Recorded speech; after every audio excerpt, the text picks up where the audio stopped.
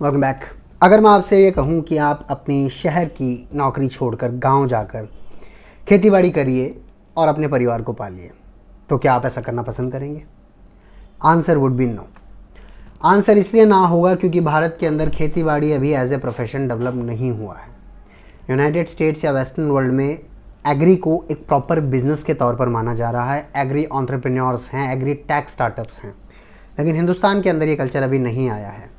क्या हिंदुस्तान के अंदर ये कल्चर कभी आ सकता है जहाँ पर लोग अपनी high paying Microsoft, Accenture, Infosys की जॉब छोड़कर गाँव में खेतीबाड़ी कर अपना जीवन यापन करना पसंद करेंगे? वो बात मैं आगे इस वीडियो में करता हूँ। उससे पहले मैं बात करता हूँ कि भारत के किसानों के साथ समस्या क्या है। किसानों के साथ समस्या है, हम सब एग्री करेंगे। हर रोज़ अखबार के अंदर कोई ना कोई समस्या आ रही है। कहीं किसान सुसाइड कर रहा है, कहीं किसान ऋण माफ़ी के लिए प्रदर्शन कर रहा है, और कहीं कोई बैंक किसी किसान की ज़मीन को कुर्क कर नीलाम कर रहा है। सबसे पहले भारत के किसान या एग्रीकल्चर सिनेरियो में आ रही प्रॉब्लम्स क्या है? भारत के एक आम किसान के पास 2 हेक्टेयर से कम की ज़मीन है average. 85% of farmers are small और मार्जिनल। भारत के अंदर फ्रेगमेंटेड लैंड होल्डिंग है। लैंड होल्डिंग, खेत छोटे होते जा रहे हैं। हर बदलती पीढ़ी के साथ खेत के बंटवारा होता जा रहा है, जिसकी वजह से मैकेनाइजेशन, इरिगेशन और लार्ज स्केल प्रोडक्टिविटी संभव नहीं है। दूसरा प्रॉब्लम, लो प्रोडक्टिविटी। भारत का per hectare yield global averages से काफ़ी कम है बहुत सारी क्रॉप्स के लिए। इसके लिए कारण दिया जा सकता है outdated farming practices, low quality seeds और poor soil health. Poor soil health के बारे में भी आगे बात करेंगे। तीसरी प्रॉब्लम है, भारत का किसान ओवर डिपेंडेंट है मानसून के ऊपर। भारत एक कृषि प्रधान देश है, लेकिन हमारी कृषि मुख्यतः मानसून पर डिपेंड करती है। 50% फार्मलैंड ही लगभग इरीगेट हो पाता है, और अगर कहीं सूखा पड़ जाए या बारिश देर से आती है तो हमारा एक एंटायर खेती का सीज़न ख़राब हो सकता है, जो कि कई बार होता भी है। चौथा प्रॉब्लम है lack of storage and cold chain. ऐसा माना जाता है कि 30 से 40% पेरिशेबल प्रोड्यूस। पेरिशेबल प्रोड्यूस उसको कहते हैं जो आसानी से जल्दी ख़राब हो जाता है, जिसका कंजम्पशन जल्दी हो जाना चाहिए, ज़्यादा समय तक हम उसे स्टोर नहीं कर पाते हैं। कोल्ड स्टोरेज और पुअर लॉजिस्टिक्स की वजह से 40% के आसपास पेरिशेबल प्रोड्यूस वेस्ट हो जाता है हर साल भारत के अंदर। पांचवा प्रॉब्लम जो भारत का किसान फेस करता है वो है मिडिल मैन और प्राइस मैनिपुलेशन। आड़तिया आपने एक वर्ड सुना होगा, कृषि मंडियाँ आपने एक वर्ड सुना होगा, एमएसपी भी आपने एक वर्ड सुना होगा, और मार्केट प्राइस भी आपने एक वर्ड सुना होगा। अखबारों में, किताबों में, कागज़ों में, आम बोलचाल की भाषा में, सरकारी डिस्कशंस में, टेलीविज़न पैनल के डिस्कशंस में एमएसपी सरकार दे रही है, लेकिन ग्राउंड रियलिटी ये है कि भारत के किसान के पास कभी भी फेयर मार्केट प्राइस नहीं पहुंच रहा है। जब मैं किसान कहता हूं तो मेरा मतलब छोटे किसान के पास है। बड़े किसानों को सारे ही सुविधाएं मिल रही है। छोटे किसान मिडिलमैन से परेशान है, जिसको देशी भाषा में आड़तिया कहा जा सकता है, और प्राइस मैनिपुलेशन। ये लोग कार्टेल बना के किसी किसान से अगर कम कीमत पर सामान खरीदना चाहते हैं तो ये कम कीमत पर ही खरीदेंगे। किसान मजबूरी का मारा है, अगर वो मंडी तक अपना सामान खेत से लेकर आ गया है तो वो उसके बेच के ही जाना चाहता है। कम से कम डीजल का भाव मिल जाए, किसान एक समय पर इस भाव में भी अपनी खेती को बेचकर निकल देना चाहता है। इसका नुकसान भारत के किसानों को हो रहा है। छठा point, debt trap and farmer suicide. High input cost. खेती के अंदर आज इनपुट कॉस्ट हाई है, सीड्स, फर्टिलाइज़र, डीजल। इसके साथ अनसर्टेन रिटर्न। अगर बारिश लेट हुई या बारिश ज़्यादा हुई या बारिश नहीं हुई तो जो एंटायर सीजन ऑफ क्रॉप है वो ख़राब हो जाएगा। इस वजह से कई किसान लगातार कर्जे के अंदर डूबते जा रहे हैं। एक समस्या आती है, किसानों को आज भी बैंकिंग सुविधाएं पूरी नहीं मिल रही है। बैंक, पब्लिक सेक्टर स्ट्रक्चर इस मामले में फेल हुआ है। किसान उतनी आसानी से बैंकों से ऋण नहीं ले पा रहे जितनी आसानी से संभव था, पॉसिबल, प्लान किया गया था। इस चक्कर में सूदखोरों से ब्याज पे पैसा लेना पड़ रहा है, और ब्याज पे ब्याज चढ़ते चढ़ते वो कर्जे के टैब में दबे जा रहे हैं। सातवां प्रॉब्लम है पॉलिसी गैप और सब्सिडी मैनेजमेंट। भारत सरकार पॉलिसी भी बनाती है, सब्सिडी भी देती है, लेकिन ये अक्सर सिर्फ बड़े किसानों को ही मिलकर रह जाता है। छोटे किसानों तक ये समस्या का समाधान नहीं पहुंचा है, ना सब्सिडी और ना ही पॉलिसी उतना इम्प्लीमेंट हो पाया छोटे किसानों के लिए। पीएमएफबीवाई जैसी योजनाओं से कुछ किसानों को लाभ मिला है, लेकिन अभी भी अनसर्टेन क्लेम पे आउट रेशियोज़ ऐसा बताते हैं कि शायद अभी भी क्लेम जो करती है छोटे किसान वो उतना पे आउट उनको रेशियो में नहीं मिल रहा है। हालांकि मैं निजी तौर पे पीएमएफबीवाई यानी प्राइम मिनिस्टर फसल बीमा योजना को अच्छा मानता हूँ। एक 8वीं गलती जो भारत का किसान कर रहा है वो ये है कि खाली कुछ ही क्रॉप्स पे हम फोकस कर रहे हैं। भारत एज ए कंट्री चावल और गेहूँ, यही 2 चीज़ मुख्यतः कंज्यूम करता है। जब कंजम्पशन इन्हीं 2 चीज़ों का ज़्यादा है तो सरकार भी इन्हीं 2 क्रॉप्स के ऊपर ज़्यादा ध्यान देती है। किसान भी इन्हीं 2 चीज़ों पर ओवर डिपेंडेंस रखते हैं। इसकी वजह से मोनोकल्चर हो गया है, यानी एक ही ज़मीन में एक ही चीज़, एक ही तरह की खेती बार बार हो रही है, जिससे सॉइल डिग्रेडेशन हो रहा है और वाटर क्राइसिस हो रहा है। वाटर क्राइसिस स्पेसिफिकली राइस की वजह से हो रहा है। पंजाब हरियाणा में पानी धरातल में चला जा रहा है। सतलज यमुना लिंक का इशू लगातार उन दोनों के बीच में चल रहा है। इंडस वाटर ट्रीटी का भी अभी हम लोगों ने सुना होगा, उससे शायद भारत के हरियाणा और पंजाब को कुछ पानी मिल जाए, ऐसी उम्मीद थी, लेकिन वो भी नहीं हो पा रहा है। इसका एक नुकसान ये हुआ है कि कम पानी में ज़्यादा आउटपुट चाहिए, तो केमिकल भी भारत बेतहाशा यूज़ कर रहा है। अभी तक मेरा अंडरस्टैंडिंग ये है कि दुनिया के कई देशों से आज भी भारत के अंदर MRL कम है, लेकिन MRL का कोई लिमिट नहीं है। MRL मतलब maximum residual limit, it's all technical. दुनिया के बाकी देशों से कम हो रहा है अभी भी, लेकिन बेतरतीब हो रहा है। 9th प्रॉब्लम जो भारत का किसान फेस कर रहा है, फार्मर पॉपुलेशन बूढ़ी हो रही है और यूथ इसको ज्वाइन नहीं कर रहा है। आज एक एवरेज भारत के किसान की आयु 50 साल है। Average age of an Indian farmer is 50 years. इसका कारण क्या है? कारण यह है कि यूथ फार्मर नहीं बन रहा है। Young people are quitting farming for urban jobs due to poor income and dignity. Self explanatory है। No link between market and crop planning. 10वां प्रॉब्लम यह है कि किसान आज भी वो उगा रहा है जो वो सोचता है बेच पाएगा, जबकि उगाना वो चाहिए जिसकी मार्केट को रिक्वायरमेंट है। तमिलनाडु के किसी अर्बन एरिया के अंदर एक अर्बन फैमिली क्या खरीदने वाली है, ये हरियाणा के किसी किसान को नहीं पता। वो अपने ट्रेडिशनल खेतीबाड़ी कर कर काम चला रहा है। ओवर सप्लाई, या तो कभी ओवर सप्लाई हो रहा है किसी चीज़ का, या कभी शॉर्टेज हो रहा है किसी सप्लाई का। मार्केट में डिमांड और सप्लाई कभी भी मैच नहीं हो रही है भारत के एग्रीकल्चर फ्रंट में। अब मैं बात कर लेता हूँ अमेरिका और भारत के किसानों के कंपैरिजन की। भारत के एक एवरेज किसान की लैंड होल्डिंग है 1.08 हेक्टेयर्स। अमेरिका के एक एवरेज किसान की लैंड होल्डिंग है 180 हेक्टेयर्स। मैं भारत और अमेरिका का कंपैरिजन इसलिए कर रहा हूँ क्योंकि मेरा ये मानना है, इकोनॉमिक डेटा ये कहता है, पूरी दुनिया का अंडरस्टैंडिंग ये है कि अमेरिका का एक किसान भारत के किसान जितना गरीब नहीं है। भारत के अंदर खेतीबाड़ी और अमेरिका के अंदर खेतीबाड़ी में ज़मीन आसमान का अंतर है। भारत के अंदर आज खेतीबाड़ी एक प्रॉफिटेबल बिजनेस नहीं है। अमेरिका के अंदर खेतीबाड़ी आज भी एक प्रॉफिटेबल बिजनेस है, जो कि फ्यूचर में और बेटर बनेगा। फार्मिंग स्ट्रक्चर भारत के अंदर मोस्टली इंडिविजुअल है, स्मॉल है, मार्जिनल है। एक किसान अपने ही लेवल पर खेती कर रहा है, अपने ही लेवल पर फसल उगा रहा है और अपने ही लेवल पे मंडी में बेचने जा रहा है। यूनाइटेड स्टेट्स में फुल्ली कॉमर्शियल है, कॉर्पोरेट है या फैमिली रन फार्म्स हैं। मैकेनाइजेशन लेवल भारत के अंदर लो टू मॉडरेट है, आज भी जहाँ पर है वहाँ पर मॉडरेट लेवल में है। यूनाइटेड स्टेट्स में हाईली मैकेनाइज्ड है, ट्रैक्टर्स का यूज़ हो रहा है, AI का यूज़ हो रहा है, GPS का यूज़ हो रहा है। Government support, subsidy, MSC, loan waiver, ये 3 चीज़ें भारत सपोर्ट करती है, जिसमें सब्सिडी माना जा सकता है MSP और लोन वेवर्स के फॉर्म में। यूनाइटेड स्टेट्स में क्रॉप इंश्योरेंस, जो कि अब इंडिया में भी है।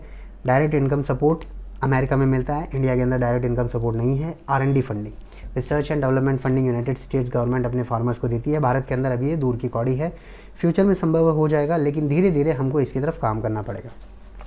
चौथा पॉइंट टेक्नोलॉजी। 5वां पॉइंट टेक्नोलॉजी अडॉप्शन की बात करें, हमारे यहाँ टेक्नोलॉजी अडॉप्शन नहीं है।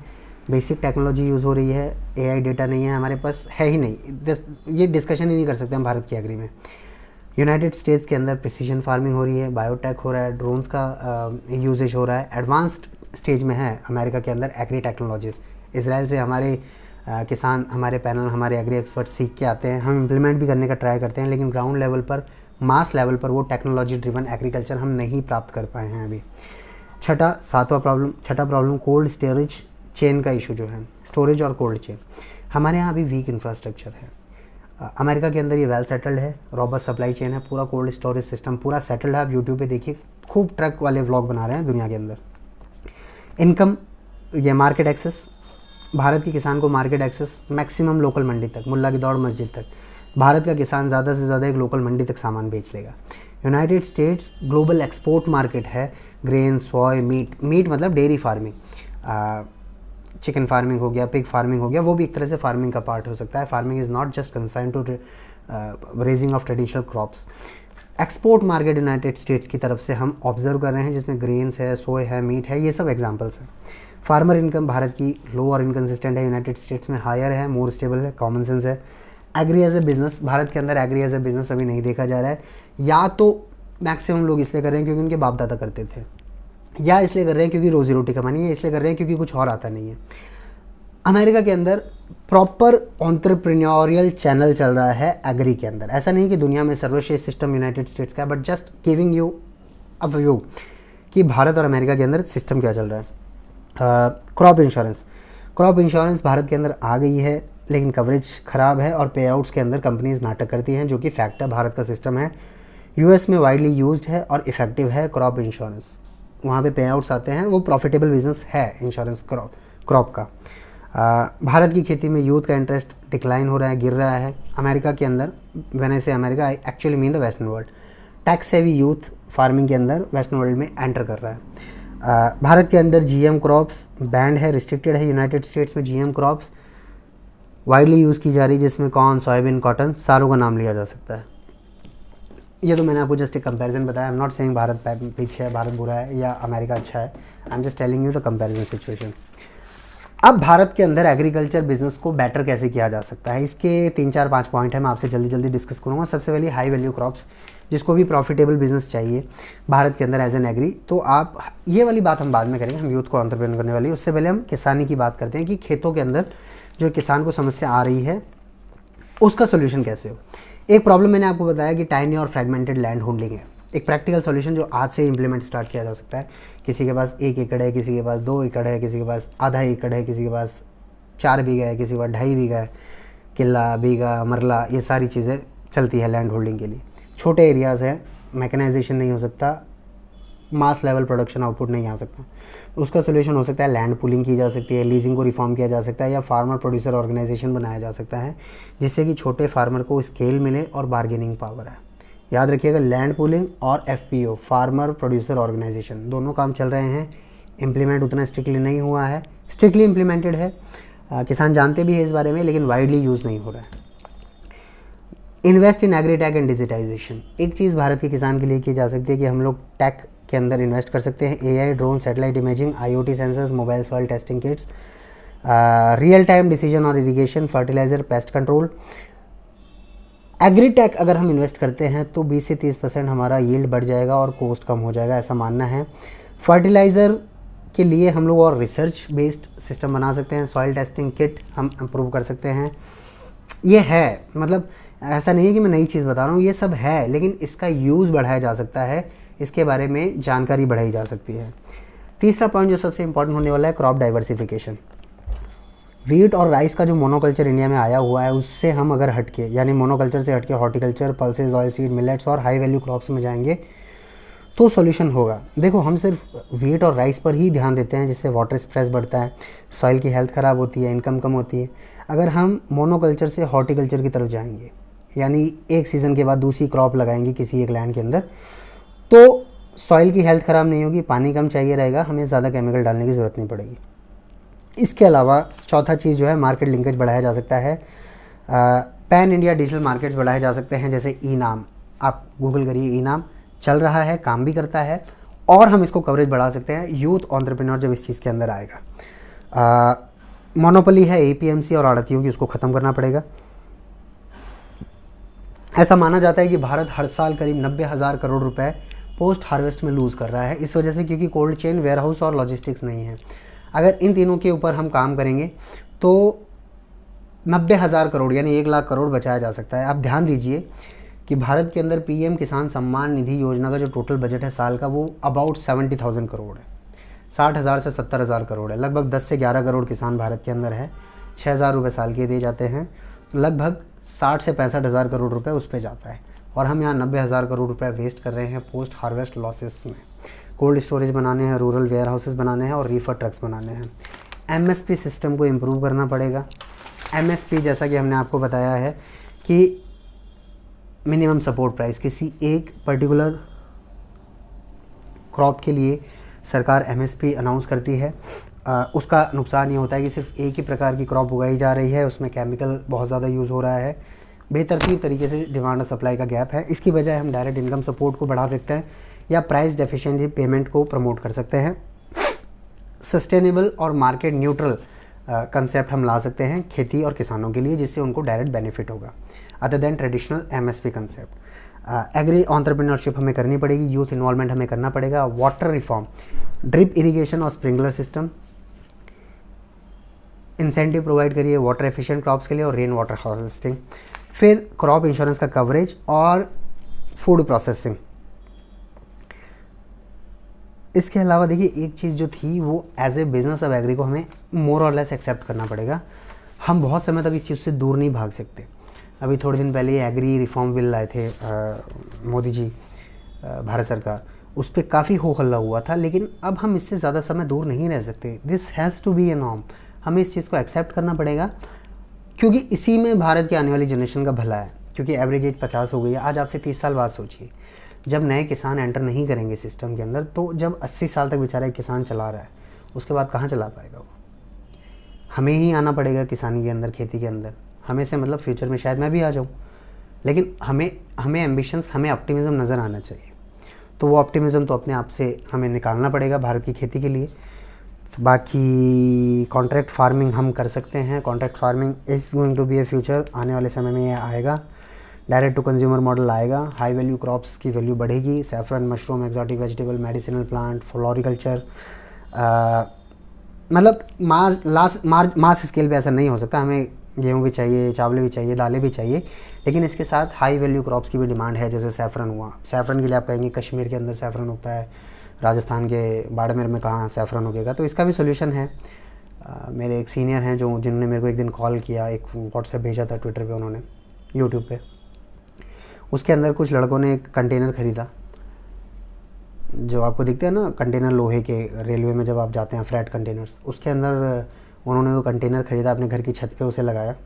मेरे हिसाब से 30 फीट बाय 25 का होता है, या 40 बाय 15 का होता है, 40 बाय 10 का होता है शायद वो कंटेनर, जो भी है। उसके अंदर उन्होंने 3 AC लगाए, अच्छी सी मिट्टी लगाई, और राजस्थान के अंदर उन्होंने सैफरन उगाया। सैफरन का मतलब केसर। अब केसर जो जानते हैं वो जानते हैं कि प्योर केसर बहुत महंगा होता है। Innovation will overcome naturally. Traditional ideas के ऊपर इनोवेशन काम करेंगे। मैं ये नहीं कह रहा हूँ आप सब कंटेनर खरीद के केसर उगाइए, लेकिन there is a possibility. Where there is a will, there is a way, and I possibly hope to see Indian agriculture thriving, because our life depends on this. We have to do it. बाकी जो है सो है, अगले video में मिलते हैं किसी और डिस्कशन के साथ। आपके पास कुछ इनपुट हो तो बताइएगा कमेंट बॉक्स में। कोई टॉपिक हो जिस पे आप वीडियो देखना चाहते हैं डीप रिसर्च के साथ, यहाँ तो मैं वो वीडियोस बनाता हूँ जो मुझे लगता है आप लोग देखेंगे। सेम जैसे किसान वो फसल उगा रहा है, जो उसको लगता है वो बेच पाएगा। बाकी आप अगर कुछ देखना सुनना चाहते हैं तो मुझे बताइएगा कमेंट बॉक्स में। मिलते हैं अगले वीडियो में। थैंक यू, जय हिंद।